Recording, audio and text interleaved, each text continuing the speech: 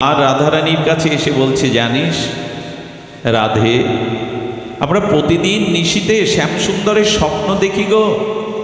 আমাদের পেছনে হাত জোড় করে তোমার দর্শনের অনুমতি চাইছে শ্যামসুন্দর।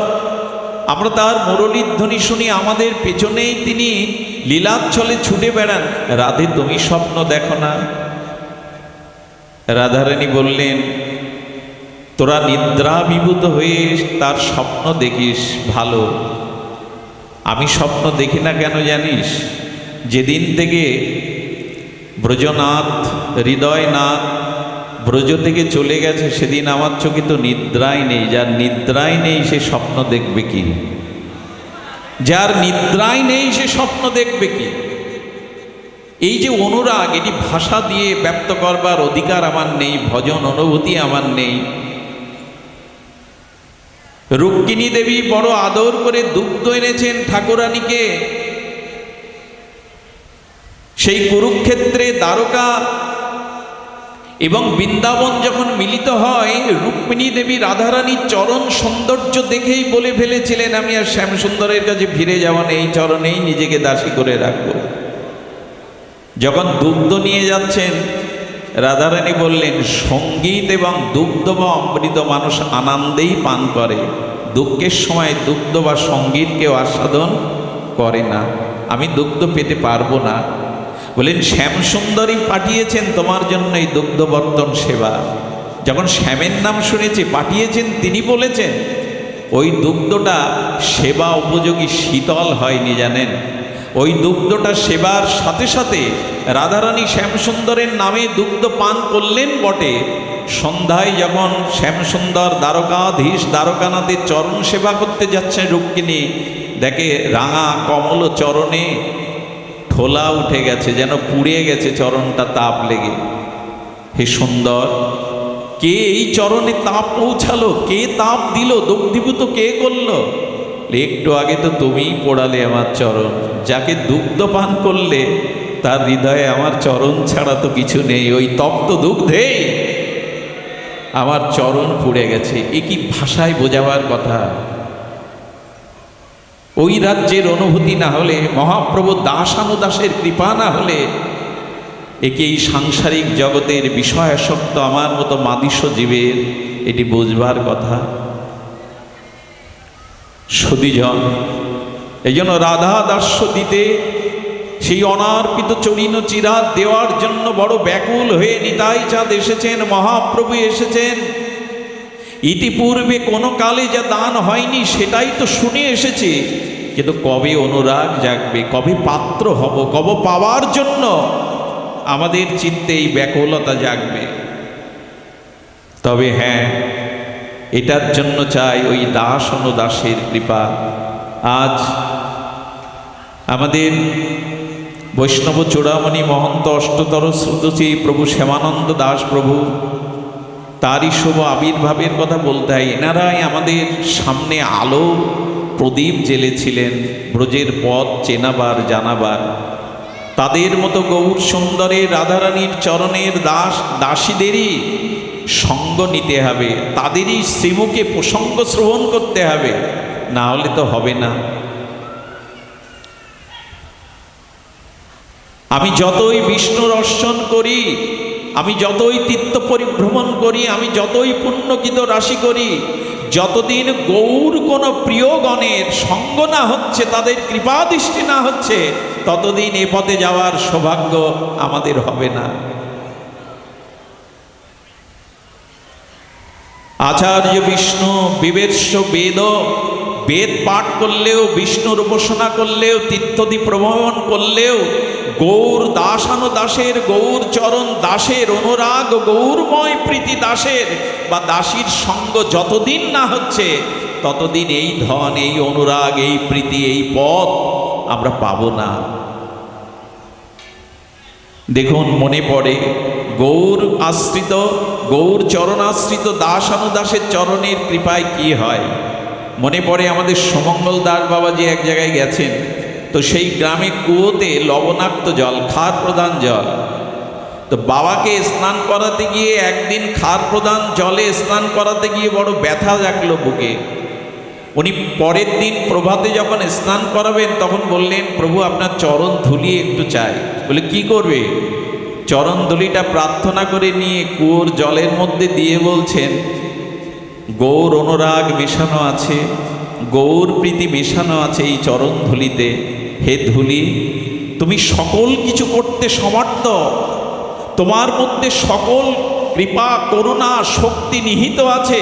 সেই কুয়োতে দেওয়ার সাথে সাথে বিশ্বাস করুন, কুয়োর জলটা খার প্রদান থেকে মধুময় জল হয়ে গেল, শীতল জল হয়ে গেল। এই হলো গৌর চরণাশ্রিত ভক্তগণের চরণের মহিমা। আরে এক মহাত্মা ছিলেন, তিনি মনে করতেন যে আমার হৃদয় শুষ্ক মরুর মতো শুকিয়ে গেছে, ওখানে শ্রদ্ধা নেই, রতি নেই, প্রীতি নেই, প্রেম নেই, ব্যাকুলতা নেই। একটি মৃত বৃক্ষ উনি রোপণ করেছেন, যে সাধুর চরণ জলে ওই মৃত বৃক্ষ সজীবিত হবে তার চরণেই আমি আশ্রয় নেব। যদি এরকম পরীক্ষা করা উচিত নয়। সাধুকে ভক্তকে বিভেদ করে দেখবার কথা বলা হয়নি। খবরদার এই অপরাধ যেন আমরা না করি। স্বামী বিবেকানন্দের কাছে চিকাগোয় জিজ্ঞাসা করা হয়েছিল, ভারতবর্ষে এত সাধুকে দেখি, তো শতকরা কত শতাংশ সাধু আছে আপনাদের এই পুণ্যভূমি আধ্যাত্মিকতার পীঠস্থান ভারতবর্ষে? স্বামীজি দৃঢ়কণ্ঠে বলেছিলেন, 5% সাধুদের দৃশ্যমান দেখা যায়, আর 50% সাধু লোকচক্ষুর অন্তরালে ভজন করছে, তাদের দেখা দেয় না, তারা নিজেকে প্রকাশ করে না। এই জন্য সাধুদের মধ্যে বিভেদ আনা ঠিক নয়। সাধুকে সাধুরূপে দেখায়, বৈষ্ণব রূপে দেখায়, এটাই আমাদের গৌরীয় আদর্শ। জীবকে সম্মান প্রদর্শন করো, সকলকে সাধুরূপে দেখা। সন্ত কবিরের চরণ জল করে যখন উনি দিলেন, সঙ্গে সঙ্গে মৃত বৃক্ষটা সজীবিত পল্লবিত হয়ে উঠল, সজীবিত পল্লবিত হয়ে উঠল। সাধুর চরণ ধুলিতে এটা হয়। নিত্যানন্দের পাদদাগ পান করে কেউ যদি ব্রজপ্রেম পায়, গৌর প্রেম পায়, তবে নিতাই চরণ আশ্রিত স্বরূপে শ্রীগুরু বৈষ্ণবের চরণ ধুলিতে কেন এই মহিমা থাকবে না? আজও আছে। এই জন্য দৃঢ় করে এই চরণ আশ্রিত ধুলিতে অভিষিক্ত হও, এছাড়া তো উপায় নেই। তপস্যায়, সাধনায়, শাস্ত্র চর্চায়, জ্ঞান যোগের দ্বারা পাবো না। গৌর দাস অনুদাসের চরণের অনুরাগের ধুলি যদি শ্রদ্ধাশীল হয়ে অভিষিক্ত হতে পারি, তখনই তো হবে। একটি কথা বলে যায়, সময় হাতে নাই। কথাটি হলো, আমাদের আনুগত্য নিয়েই ভজন করতে হবে। আজ আমরা আনুগত্য নিতে চাই না। কথাটি মার্মিক। এই জন্য আনুগত্যহীন ভজন আমাদের পরিপূর্ণতা, আমাদের লক্ষ্যে নিয়ে যেতে পারবে না। একটি কথা আপনাদের জানাই, শুনেছিলাম গুরু মহারাজের শ্রীমুখে। তিনি বলেছিলেন, আনুগত্যময় আমাদের এই ভজন, আনুগত্য ব্যতীত যদি স্বাতন্ত্র বুদ্ধি আসে তবে তুমি স্খলিত হয়ে পড়ে যাবে। আচ্ছা, আপনি শ্রবণ করছেন, এই অভিমান যদি করেন আমি শ্রবণ করছি, আপনার শ্রবণাঙ্গ ভক্তির ফল হবে না, আপনি শ্রবণ করতে পারেন না। আচ্ছা, এখনই যদি আমার প্রাণবায়ু চলে যায়, আত্মা দেহ থেকে বিযুক্ত হয়, আমার কর্ণ আছে, পুরো দেহটা আছে, শুনতে পাবো কি?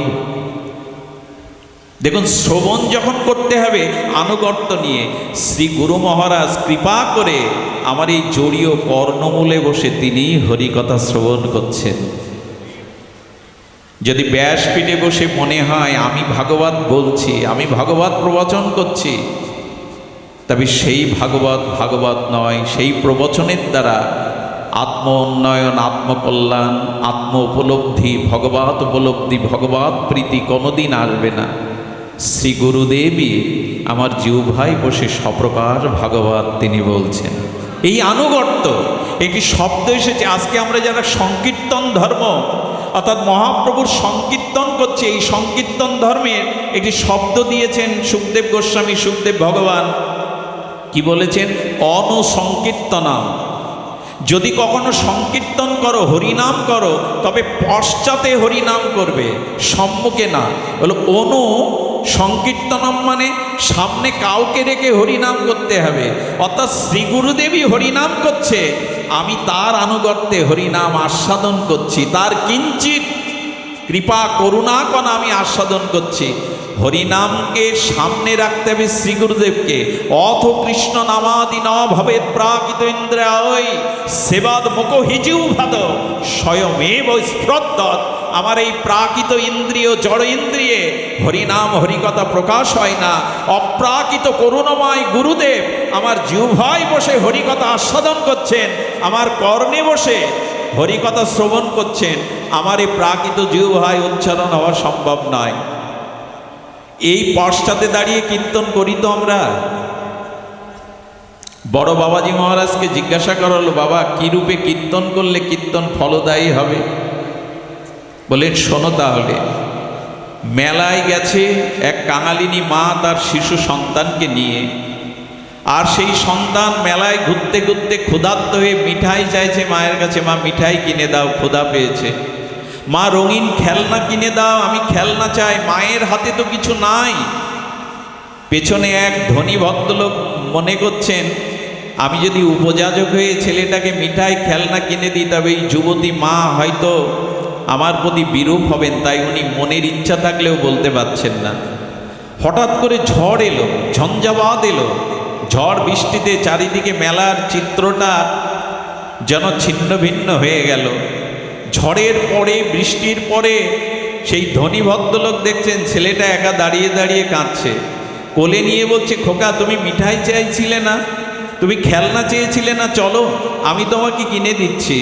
কোল থেকে নেবে হাওমাও করে কাঁদছে আর বলছে, এখন আমার ক্ষুধা নাই, আমি মিঠাই চাই না, আমি খেলনা চাই না, আমি আমার মাকে চাই। আমার মা কোথায়? আমি আমার মাকে চাই। যেদিন এই জগৎ সংসারে এসে কামনা বাসনাকে ফেলে শুধু নামকেই খুঁজে বেড়াবো, অন্য কিছু প্রয়োজন নাই। ন ধনং ন জনং ন সুন্দরিং কবিতাং বা জগদীশ কামায়, এইখানেই নামের সার্থকতা। অনুসংকীর্তনম, আনুগত্যে ভজন ছাড়া আমরা কিছু পাবো না। আনুগত্যে ভজন কেমন জানেন? কথাটি হৃদয় দুর্বল হয়ে যায়, আবেগ চলে আসে। আপনাদের বাড়িতে পোষ্য কুকুর যদি থাকে তবে দেখবেন আপনি যখন খেতে বসেন না তখনও দূর থেকে ফ্যাল ফ্যাল করে তাকিয়ে থাকে, মালিক আমি তো তোমার আনুগত্য নিয়েই পড়ে আছি, আমিও ক্ষুধার্ত, কিন্তু যেহেতু তোমার আনুগত্যে আছি আমি তো তোমার কাছে গিয়ে জোর করে নিতে পারি না। ওই অন্যের দিকে তাকিয়ে থাকে। মালিক কি করে জানেন? মালিক খেতে খেতে অবশিষ্ট কিছু রেখে দিয়ে ওর দিকে তাকায়, ও তোমার আনুগত্যে আছে, এই জন্য এক মুঠো অন্ন প্রতিদিন ওর জন্য বরাদ্দ করে রাখে। যেদিন সাধুগুরু বৈষ্ণবের কুকুর হয়ে তাদের আনুগত্যে চেয়ে থাকতে পারবো তাদের দিকে, তখনই হয়তো সাধুগুরু বৈষ্ণব তার কৃপাধন, তার অনুভূতি ধন কিঞ্চিত আমায় দেবে। কোথায় আনুগত্য? আমি পণ্ডিত, আমি বক্তা, আমি শ্রোতা, এই স্বাতন্ত্র অভিমানেই তো দিন কেটে গেল। আনুগত্য তো নিতে পারলাম না। আনুগত্য চাই। আনুগত্য কেমন জানেন? এই জন্য মহাপ্রভুর চরণে, শ্রী গুরুদেবের চরণে প্রার্থনা করতে হবে, হে পরমারাধ্য, তুমি যে রাধা রস সুধা নিধি অমৃত মাধুর্য পান করছো প্রতিক্ষণে ক্ষণে, তোমার ওই পান থেকে অধর অমৃত হস্তকরবের পার্শ্ব দেশ থেকে দু এক ফোঁটা যেন আমার জন্য ঝরে পড়ে, আমি যেন সেই অমৃত পেয়ে ধন্য হতে পারি। আচ্ছা, পান করতে গেলে মাঝে মাঝে মুখ দিয়ে হাতের করপল্লবের পাশ দিয়ে দু এক ফোঁটা পড়ে যায় কিনা? এইসব মহাত্মারা যে অমৃত পান করছেন নিত্য নিরন্তর অবিচ্ছিন্ন ধারায়, ওদের দিকে, ওদের চরণের দিকে চেয়ে থাকতে হবে। তুমি যে অমৃত রসসিক্ত ব্রজরস পান করছো, এক বিন্দু যেন আমার জন্য খরিত হয়, ওটা পেয়ে যেন আমি ধন্য হই। এক বিন্দুই ভাসিয়ে দিতে পারে সেই প্রেমের এক কণ, ডোবাই সর্বত্রিভুবন, সর্বজীব করে আকর্ষণ। এক বিন্দু চাই, তাতেই বিশ্ব প্লাবিত হয়ে যাবে। আনুগত্য চাই। আমাদের পরম পূজনীয় আচার্য প্রবার, আমাদের পণ্ডিত প্রবার আছেন, আমাদের আচার্য প্রবার আছেন। আচ্ছা দেখবেন, কোনো পণ্ডিত যখন যাজ্ঞিক যজ্ঞক্রিয়ায় যায় তার এক শিষ্য ছাত্রকে নিয়ে যায় কিনা? কোনো আচার্য প্রভু যখন আসেন তার চরণের দাসও তার সাথে দুই একজন সেবক আসে কিনা? তো যখন যজ্ঞকর্তারা দক্ষিণা সহ বস্ত্রাদি অলঙ্কারাদি দান করেন, তখন কি করেন জানেন? ওই গুরুদেবের সাথে তার আনুগত্যে যে দাস এসেছে তাকেও কিছু দক্ষিণা দেয় কিনা, তাকেও কোনো বস্ত্র দেয় কিনা, যে এখানে যারা এসছে সবাইকে এভাবে দেওয়া হবে কি? সবাইকে দেওয়া হয় কি? পণ্ডিতের সাথে যিনি এসছেন, যিনি গুরুদেবের দাস হয়ে সেবক হয়ে এসছেন, শ্রী গুরুদেবকে বরণ করার সময় তাকেও বরণ করে নেওয়া হয়। তাদের দক্ষিণা দেওয়ার সময় এই শিষ্য ছাত্রকেও দেওয়া হয়। পণ্ডিতের সাথে এসছেন, উনি ওনার শিষ্য। তেমন যদি গুরু আনুগত্যে, বৈষ্ণব আনুগত্যে থাকতে পারি, তবে সেই করুণা প্রেম আমার জন্য কিছু আসবে। আনুগত্য ছাড়া এটি পাওয়া যাবে না। এই জন্য বেত্রাসুর চেয়েছিলেন, প্রভু তব দাস আনো দাস ও তাসু, তোমার দাসের দাসের চরণের পাশে বসবার সুযোগ দিও। এই আনুগত্য চাই। এই আনুগত্য ভিন্ন আমরা ভজন পথে এগিয়ে যেতে পারবো না। এই জন্য আমাদের ব্রজের আনুগত্য নিতে হবে, মহাত্মাদের আনুগত্য নিতে হবে, শ্রীগুরুর আনুগত্য নিতে হবে। এই আনুগত্য ছাড়া তো পাওয়ার কোনো উপায় নাই। সাধুগুরু বৈষ্ণবের দিকে শুধু চেয়ে থাকা, করুণার দৃষ্টিতে, তাদের দৃষ্টি তো করুণার দৃষ্টি, সেই করুণার দৃষ্টিতে যেদিন তিনি আমার কাছে করুণা করবেন, দৃষ্টি দেবেন, সেই দিনই তো হবে। বড় বাবাজি মহারাজের সেবা করেছেন সারা জীবন। বড় বাবাজি মহারাজ যখন অপ্রকটে যাবেন, তখন তার সেবককে বলছে, কিরে সারা জীবন সেবা করলি, নিজের ঘর, নিজের বিনোদন, নিজের দেহ সুখ, সাংসারিক সুখ, বিষয় জড়ীয় সুখ সব ত্যাগ করে চরণে পড়ে রইলি, আমার যাওয়ার বেলায় কিছু চাইবি না আমার কাছে? বলে, দেখ আমি তোকে বৈকুণ্ঠ দিতে পারি, এটুকু তোর সাথে বলি, আমি তোকে বৈকুণ্ঠ দিতে পারি, এই অনন্ত সাম্রাজ্য অধিকার দিতে পারি, কি চাই বল? বলে, না আমি যা চাইবো তা আপনি দেবেন না আমায়। একবার বল না, একবার বল কি চাই তোর? বলে, আপনার করপল্লব হস্তটি আমার মাথা রেখে বলুন, আমি যা চাইবো দেবেন। বলে, সারা জীবন সেবা করেছিস, তোকে অদেয় তো কিছু নেই, তোর এখনো আস্থা এলো না? বলে, বলো না, আমার মাথায় হাত রেখে আমি যা চাইবো দেবে। মাথায় হাত রেখে বললেন, কি চাই তোর? নীরব হয়ে বলেছিলেন, সারাটি জীবন আপনার চরণ প্রান্তে বসে দেখেছি, যখন গৌর বলে, যখন নিতাই বলে, তখন হৃদয় উচ্ছ্বসিত বিগলিত প্রেমশ্রু গড়িয়ে যায় আপনার নয়ন থেকে। ওইটুকু আমায় দিন, আজ থেকে নিতাই বললে যেন আমার চোখে জল আসে, হাত থেকে গৌর বললে যেন আমার চোখে প্লাবিত হয় প্রেমশ্রু দ্বারা, ওইটুকু আমায় দিন। বাবাজি মহারাজ পাথরের মতো হয়ে তাকিয়ে আছেন। একটা দীর্ঘ নিঃশ্বাস ফেলে বললেন, ওরে আমার সারা জীবনের সম্পদ সব নিয়ে নিবি তুই? আমার সারা জীবনের লালিত এইটুকুই তো সম্পদ। নিতাই বলে কাঁদা, নিতাই বলে গৌর বলে কাঁদা, এই তো আমার সারা জীবনের সম্পদ। তবে যা, আমার সব কিছু তোকে দিয়ে আজ আমি ফতুর হলাম। সেই দিন থেকে যখনই উনি নিতাই বলতেন, প্রেমশ্রুধারে দু চোখ প্লাবিত হয়ে যেত প্রেম বন্যায়। এইটুকুই চাই, আনুগত্য নিয়ে শুধু এইটুকুই চাই। আমার গৌর বলা হলো না, আমার রাধা বলা হলো না, আমার নিতাই বলা হলো না। এই আনুগত্যেই আমাদের ভজন, আনুগত্যেই আমাদের ভজন। সুধীজন, আনুগত্যময়ী এই ভজনের পথে মহাপ্রভু যেটা দিতে এসেছিলেন, এই রাধা দাস্য, রাধা প্রেম। যদি কখনো ব্রজভাব আশ্রয় করে এই মঞ্জরি ভাব সাধনার পথে কোনো গৌর দাস অনুদাসের শ্রীগুরু মহারাজের অশেষ বিশেষ কৃপায় আমরা এই পথে আসতে পারি, শ্রীদাম বৃন্দাবন যুগল ভজন ধন, সেই মহাপ্রভুর কৃপায়, নিতাই চাঁদের কৃপায় যদি আসতে পারি, তবে এখানে ভজনের সিদ্ধ বিজয় কৃষ্ণ গোস্বামী পাদ পদ্ম, বৃন্দাবনে ওনার এক সখা ছিলেন, বন্ধু ছিলেন, ছোটবেলার সখা, ব্রজভজনেই এক কুঠিরেই জীবন কাটিয়ে দিয়েছেন। সিদ্ধ বিজয় কৃষ্ণ গোস্বামী গেলেন বন্ধুর সাক্ষাৎ করতে। উনি দূরে দাঁড়িয়ে দেখলেন বন্ধু রাধা রাধা বলতে বলতে পড়ল, আর সাথে সাথে তার দেহের অঙ্গ জ্যোতি থেকে এক বালিকার রূপ নিয়ে কে যেন উজ্জ্বল জ্যোতির্ময়ী হয়ে চলেছেন।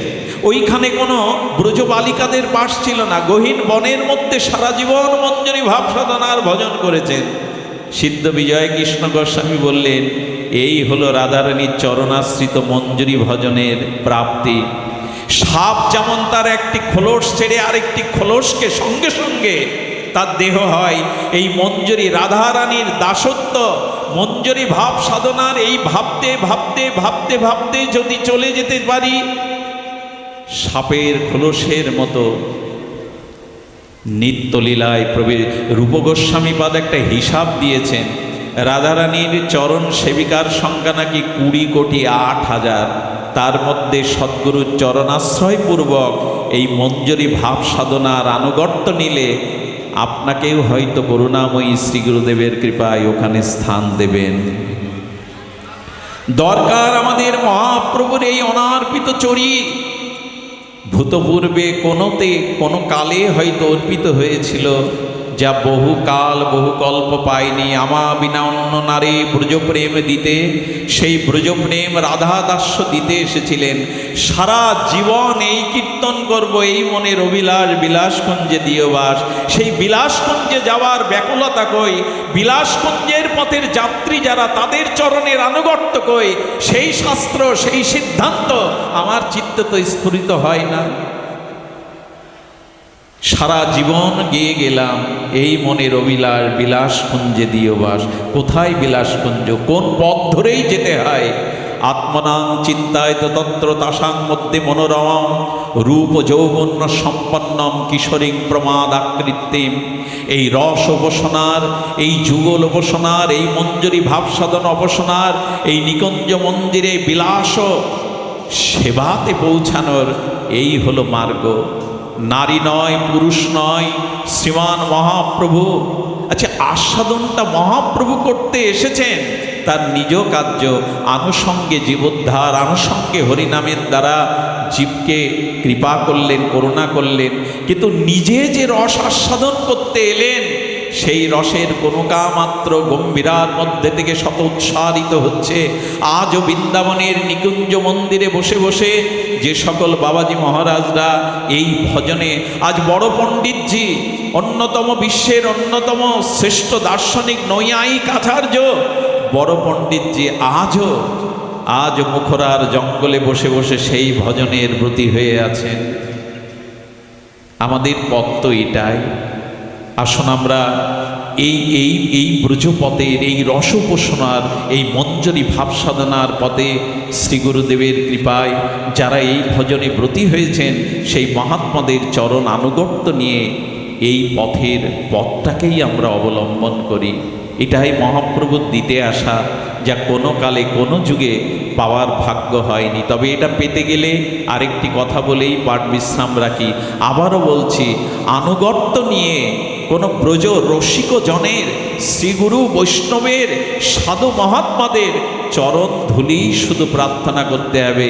ওই চরণ ধুলির অনুরাগ ব্রহ্মাও সৌভাগ্য পাননি বলে স্তুতি করেছেন, ক্রন্দন করেছেন যে ব্রজের ধুলি হওয়ার ভাগ্য বুঝি আমার নেই। ব্রজেন্দ্র নন্দন ভগবান শঙ্করও সেই প্রেম পাওয়ার জন্য গোপেশ্বর হয়ে শ্রীধাম বৃন্দাবনে তিনি তাকিয়ে আছেন শ্রী গোবিন্দের দিকে, রাধারানী করুণার দিকে। ভক্ত শ্রেষ্ঠ, ভক্ত উত্তম উদ্ধব পর্যন্ত ব্রজের অনুরাগিনীদের একটি রেণুকণা পাওয়ার জন্য গৌণ ঔষধি লতার প্রার্থনা করেছেন। সেই ধুলি আমাদের প্রাপ্তির জন্য ব্যাকুলতা জাগতে হবে। কবে এই ধুলিতেই সিক্ত হবে আমার হৃদয়, সেই ধুলিতেই কবে অনুরাগ জন্মে আমার। এছাড়া তো আমাদের দ্বিতীয় কোনো পথ খোলা নেই। আসুন সেই অনুরাগের আনুগত্যের ধুলিতে আমরা ব্রজ ভজনেরই সংকল্পপূর্বক মহাপ্রভুর অনবদ্য মহা অবদান, যিনি পাত্রাপাত্র বিচারেন ন করুতে, তিনি পাত্র অপাত্র বিবেচনা না করে সকলকে করুণা করবার জন্য এই প্রেমের বাতাবরণ নিয়ে আর প্রেমের প্রদীপ জ্বালিয়ে অদ্বৈত প্রভুর কথা দিয়েছিলেন, কলির জীবকে সদ্গুরু গুরু বৈষ্ণবের আনুগত্যে যারা নেবে, আমি তাদের হাত ধরে প্রেমের দেউটি জেলে নিকুঞ্জ প্রেম মন্দিরের দুয়ারে আমি পৌঁছে দেব। এ অঙ্গীকার, এ বর প্রার্থনা মহাপ্রভুই আমাদের দিয়েছেন। আসুন নিতাই চৈতন্যের চরণাশ্রয় পূর্বক শ্রী গুরু বৈষ্ণবের চরণ ধুলিতে অনুরাগে সিক্ত হয়ে আমরাও ব্রজপথের প্রতীক হই। আমি অবাক হয়ে গেছি। আমার ব্যক্তিগত পরিচয় যদি আপনারা দেখতেন, জানতেন, আমার গায়ে থুতু ফেলাটাই ছিল শ্রেয়। না আছে বিদ্যা, বিষয় সাগরে পড়ে রয়েছি নিমজ্জিত হয়ে। আমার হৃদয়টা আজ এত এত আনন্দে উদ্দোলিত হচ্ছে, আমি জানি না যে এটাই হলো শ্রীগুরু বৈষ্ণবের এইসব মহাত্মাদের কৃপা। আপনাদের দর্শন ভাগ্য কোটি জন্ম লাগে, এমন শুদ্ধ, এমন অনুরাগী প্রীতিময় সাধুসঙ্গ পাওয়াটাও যে কত জন্মের স্বীকৃতি আজ উপলব্ধি করলাম। সকলের কাছে বিনীত অনুরোধ, আপনাদের অনুরাগের চরণদলি বাতাসে আমার শিরে উড়িয়ে একটু দিবেন। আর এই প্রার্থনা আপনাদের চরণে জানিয়ে প্রান্তকে সাধুবাদ জানায়, প্রিয়াচরণকে। এত দূরের পথ, বিষয়ে আবদ্ধ, আমি আসতে পারি না, তবু তাদের অনুরাগ, আপনাদের কৃপা শক্তি আমাকে আপনাদের চরণ প্রান্তে এসে উপস্থিত করিয়েছেন। এই জন্য আমি বারংবার আপনাদের চরণে প্রণতি জানিয়ে সকলের শুভাশিস, করুণা আশিস প্রার্থনা করে এখানে এই হরিকথা বিশ্রাম রাখছি। জয় শ্রী গুরু প্রেমানন্দে গৌর হরি বল। জয় শ্রী রাধা।